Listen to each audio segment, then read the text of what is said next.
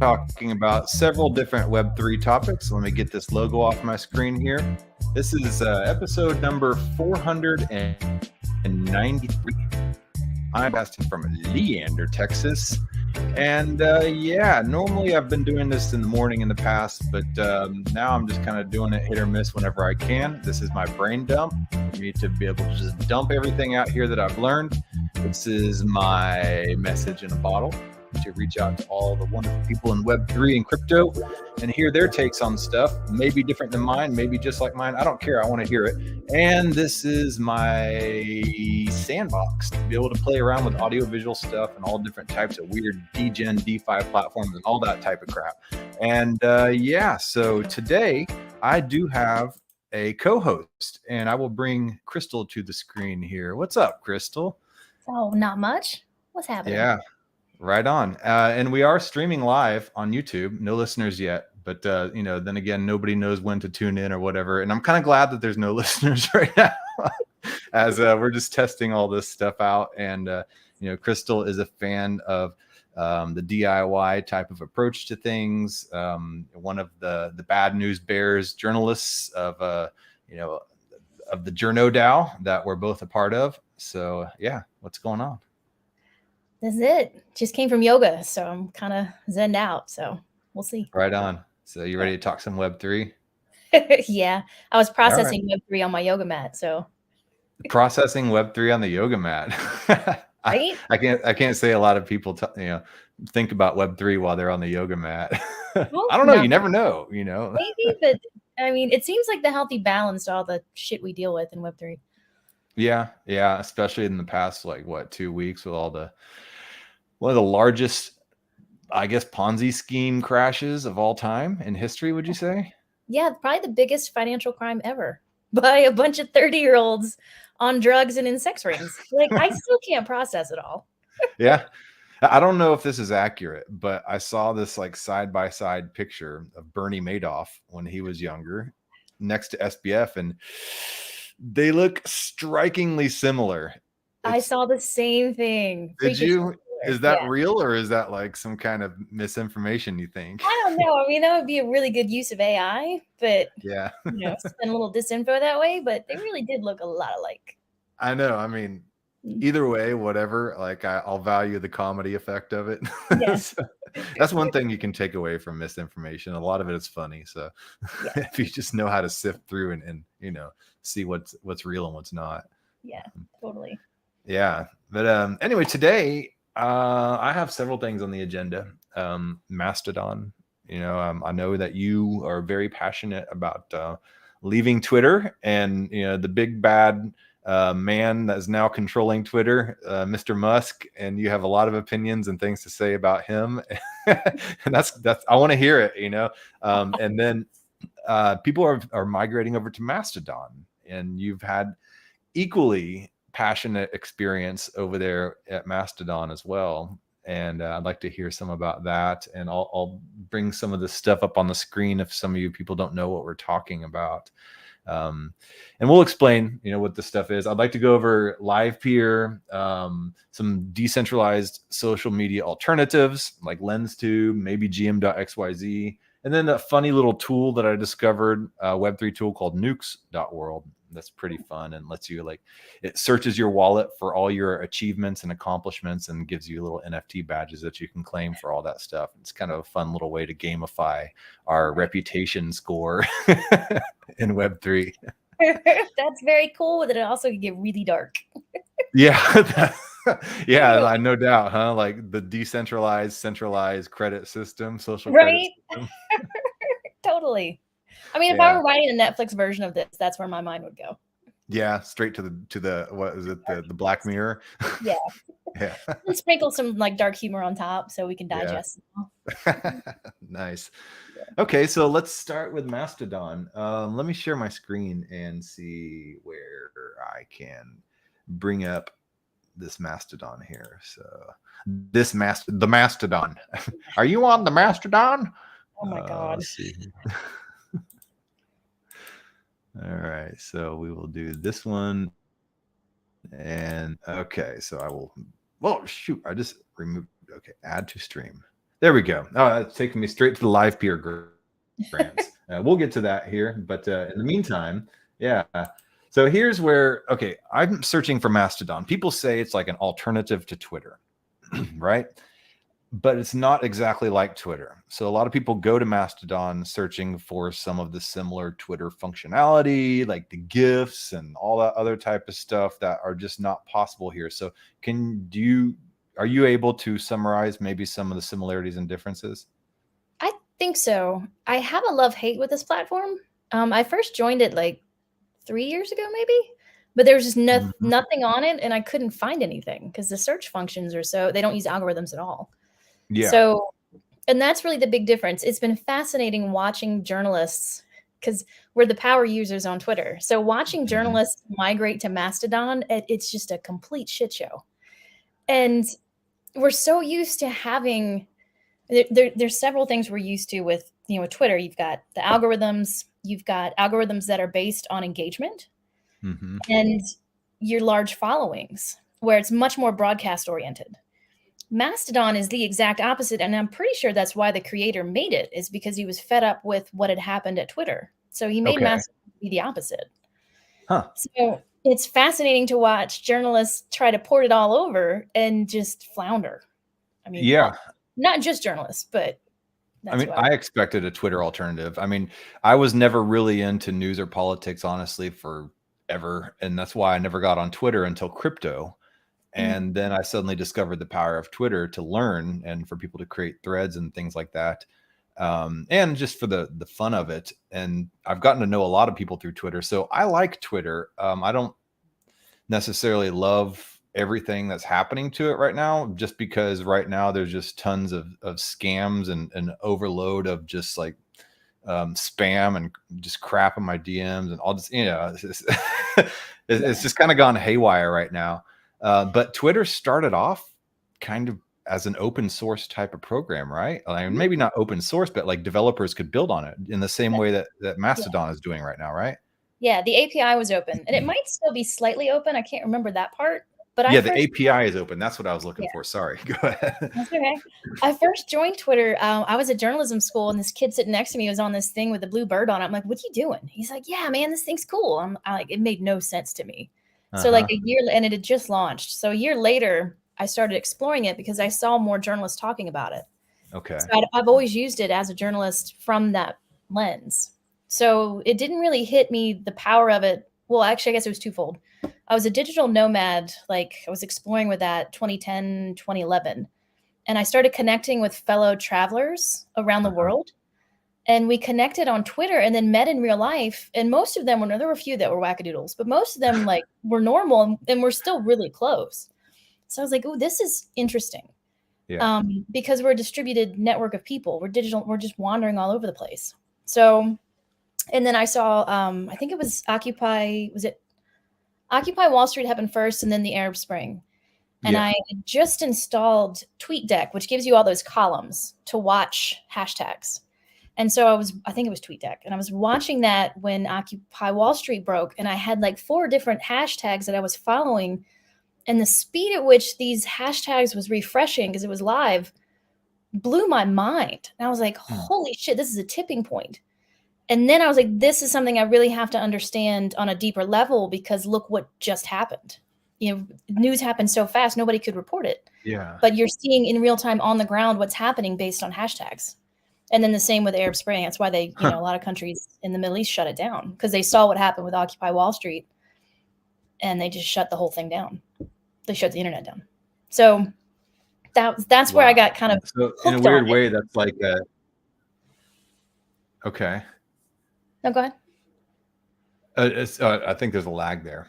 In a weird Oh, way, it's kind of like Tank in the Matrix. If you know how to read the hashtags and everything like that, you can kind of see what's going on in live time with the Matrix. Yeah. yeah, that's exactly right. Like every breaking news event since then, I have watched it happen in real time.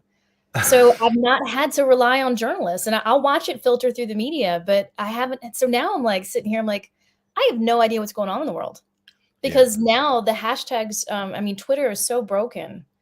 The Mhm. engineers are gone, the security team's gone, the moderators are gone. I mean, there's literally no one there. I think they went from Wow. like 1,000 to 250 people.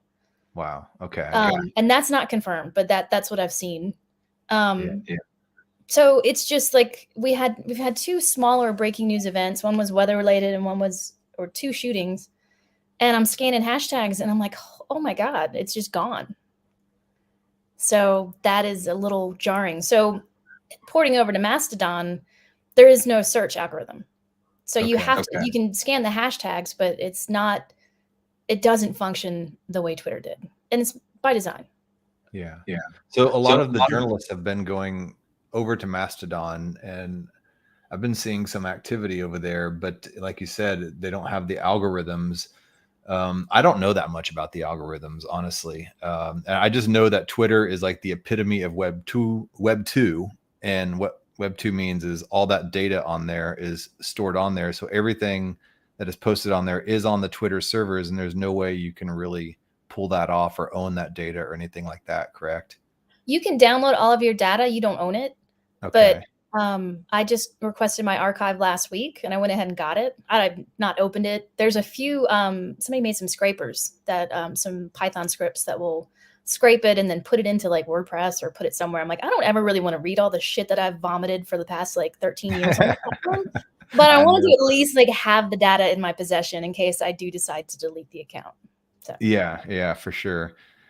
Okay, so everybody's moving over to Mastodon. Do you think that they're moving over because it's a more decentralized alternative, or just because they're sick of Twitter?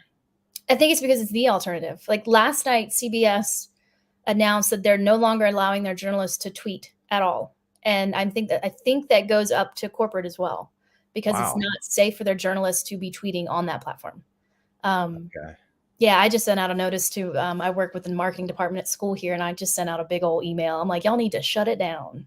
Huh. So, yeah. Well, where are they going to be creating accounts then? I mean, Mastodon is obviously not really a great UX to be working on. So how are people going to get this breaking source of news information? Exactly. We either have to go back to old school journalism, which will be interesting because we've gone so far down this rabbit hole. Isn't that what JournalDAO's trying to do? Sorry, I think. Yeah. No, yeah, you're right. Yeah.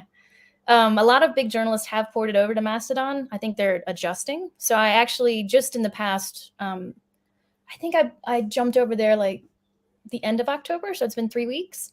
I'm finding that Mastodon, at least because of the people that have taken the time to follow the journalists, they were the same ones on Twitter that I was following, the big ones. So I can still get their version of the news.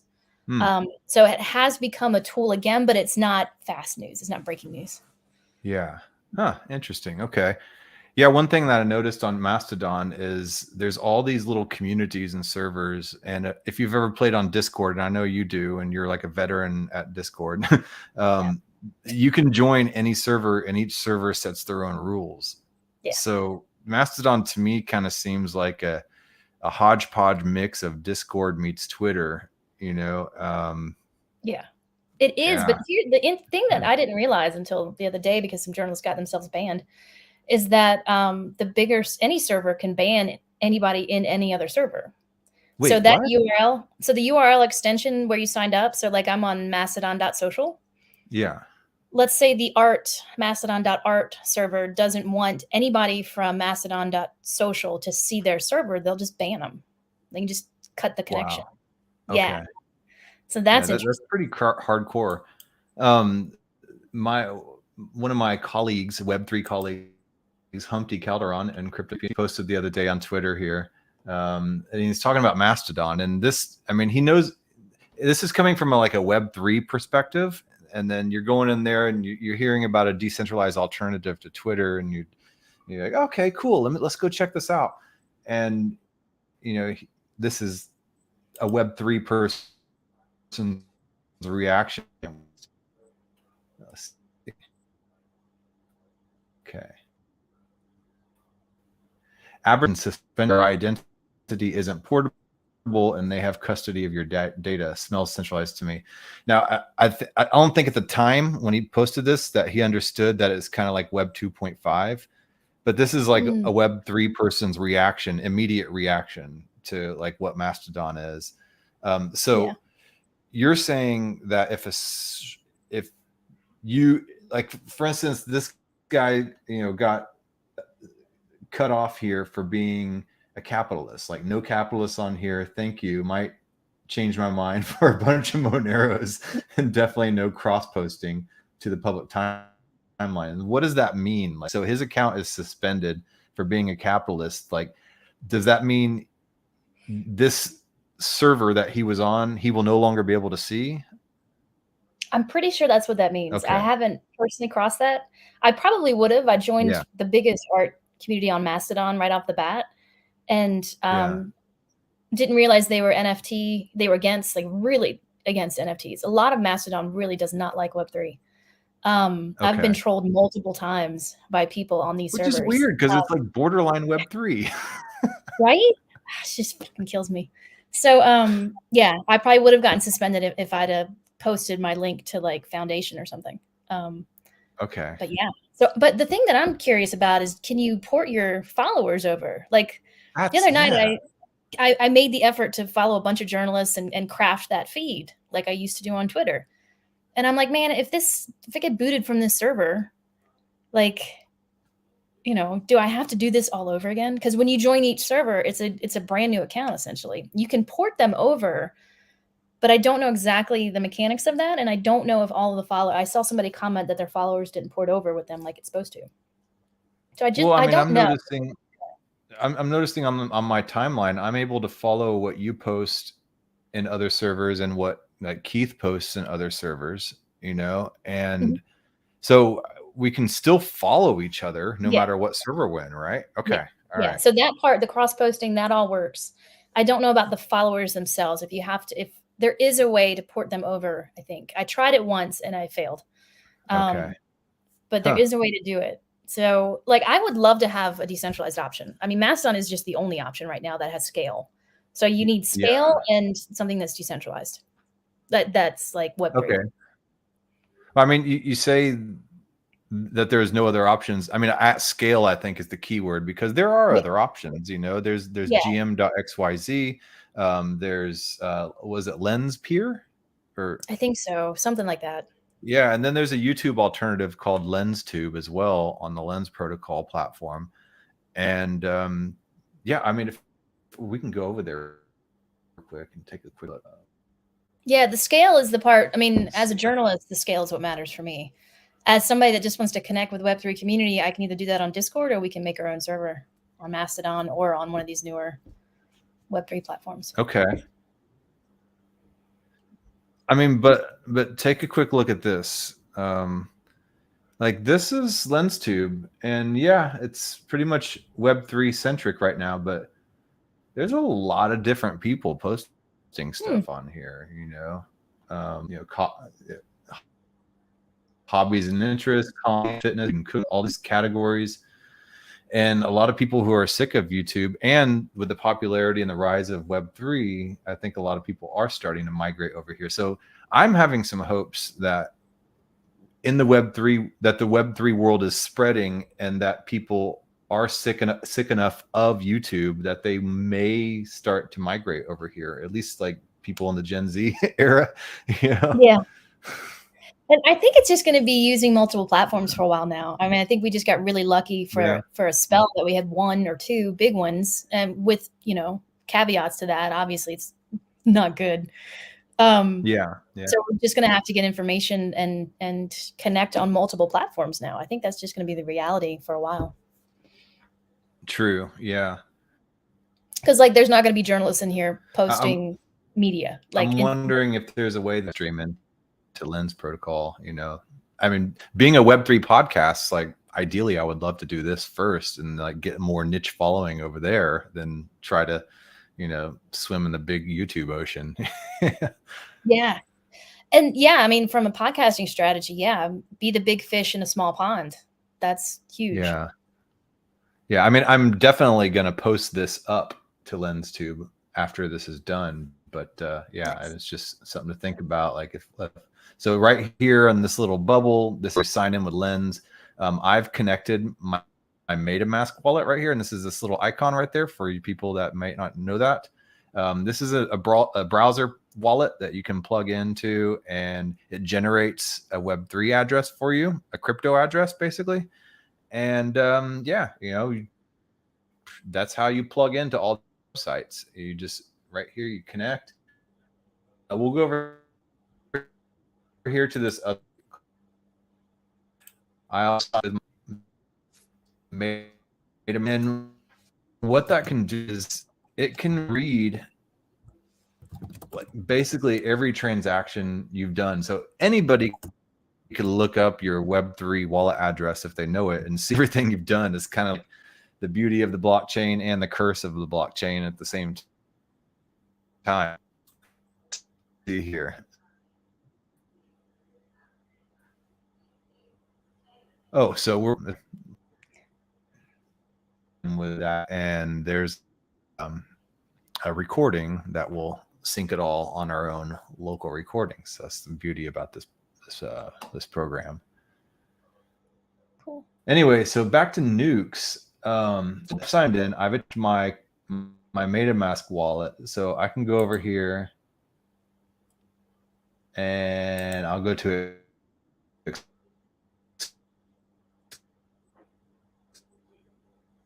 Explore.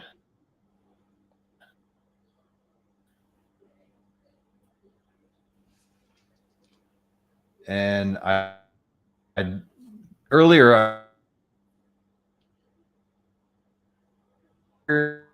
Uniswap uncommon swapper, Uniswap magical swapper. I've swapped 20 plus more times on Uniswap. Let's see what else we got here. Ethereum rare user created 200 plus transactions on Ethereum.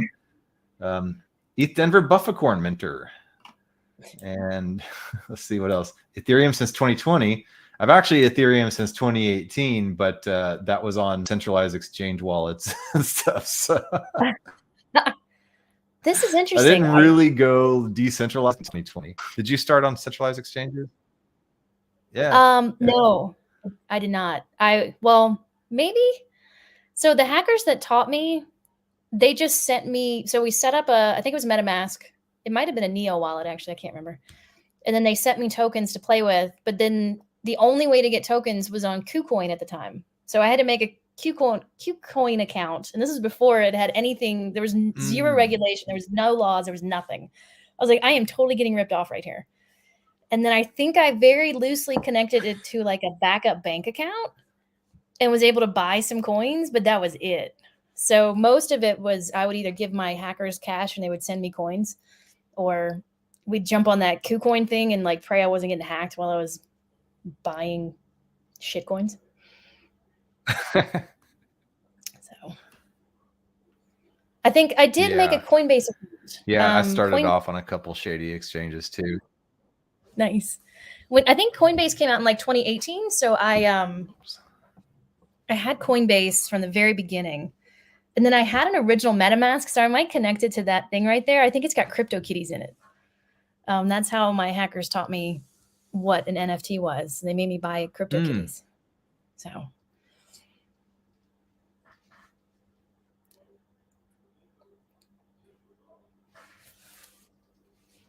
Yeah. Yeah, CryptoKitties was my first experience. Kitty. Yeah, my hackers decided to rip off CryptoKitties, and we made hash puppies. So I will go ahead and. Oh. Yeah, it's a whole other story. All right.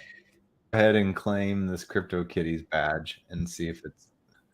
So it goes CryptoKitties breeder. Owning this badge indicates that the user has bred CryptoKitties 1+ times. Each badges are non-transferable NFTs, so they're soulbound tokens. I'm stuck with this, and can only be earned by validating users' historic on-chain actions. So I'll go ahead and claim this, and I'm switched to mainnet. Okay, for this one, I think I'm on Polygon. So for those of you listeners, there's Ethereum network is the main what's called a layer 1 network, and that is the big dog chain. Obviously, Bitcoin started all one, but the problem is Ethereum. Anytime you want to do a transaction, takes what's called gas, feeds the validators, and incentivizes people to run each node or house gas fees for that.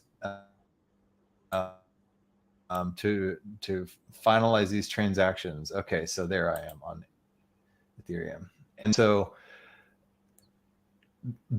because of the gas prices going up so hard and so high, it made it really difficult for projects to scale effectively. And so they've come up with these layer 2 solutions, which are Polygon, or Optimism, and all types of other layer 2 solutions that are really fast, cheap, but they're maybe a little more centralized than the main Ethereum protocol network. So they kind of a lot of these protocols called Poly Arbitrum or Optimism and stuff like that. So I was on the Polygon network. Now I'm on the Ethereum main network to where I can claim this NFT here. So we'll go Your ahead gas and fees are claim going to this probably be more than what CryptoKitty you pay for breeder the NFT.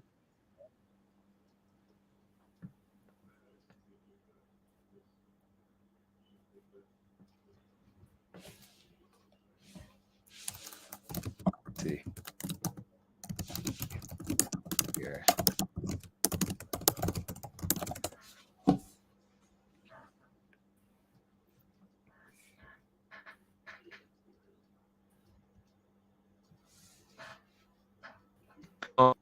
You know,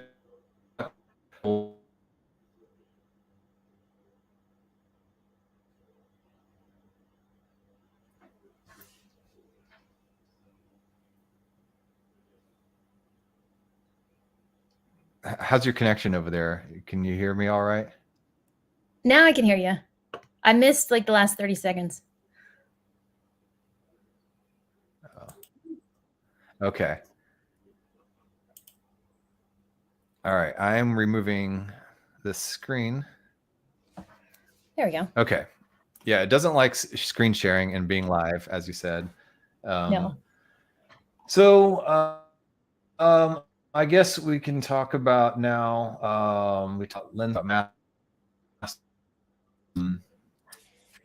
And let's see. I wanted to talk about LivePeer as well.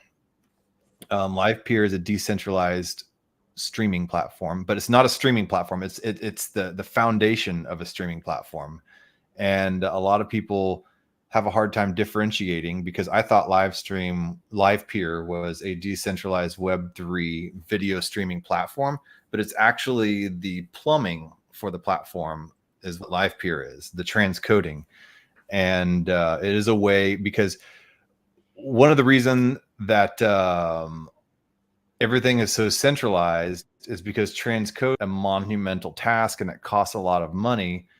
And so only the big dogs can afford to build those types of platforms that transcode. And so it shuts out all the smaller creators, and they're completely owned by people like YouTube. And they only make a fraction of what they could make to do it on their own and generate their own following, right? Yeah, LivePeer is a protocol, right? Yes. Yeah, Okay. I was just trying to see what the lag is here. But so yeah, YouTube, they transcode for you. So when you upload video to YouTube, it has to be transcoded to be able to be broadcast to all different types of devices. But it costs businesses a buttload of money to be able to scale up and transcode, and you end up paying the piper in the end. And the people that profit off of that are the large corporations like Google and YouTube and Amazon and that. So it makes it nearly impossible for an individual or a company to be able to properly profit and run a sustainable.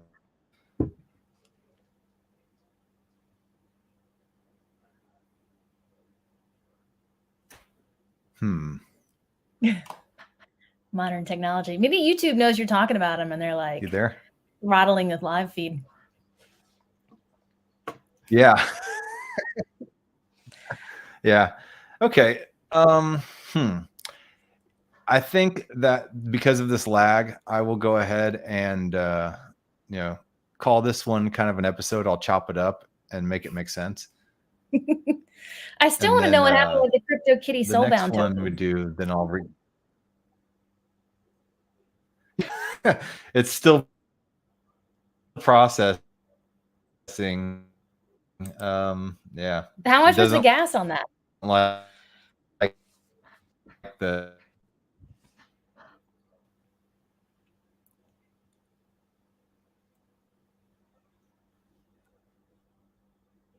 Oh, the internet doesn't like us. $1.61.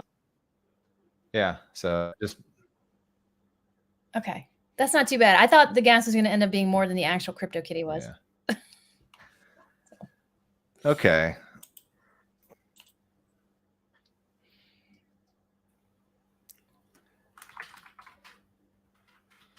Modern technology.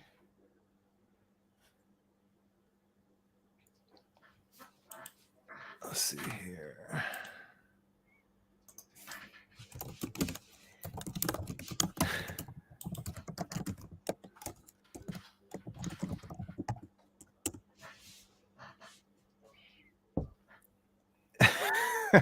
Okay, so if it looks like modern technology has failed us, the next time I will just do it as a recording, and then we'll post it up later. But this is a good test, and I appreciate you jumping on and testing this out with me. So that's what this show is all about: DIY and just like a sandbox.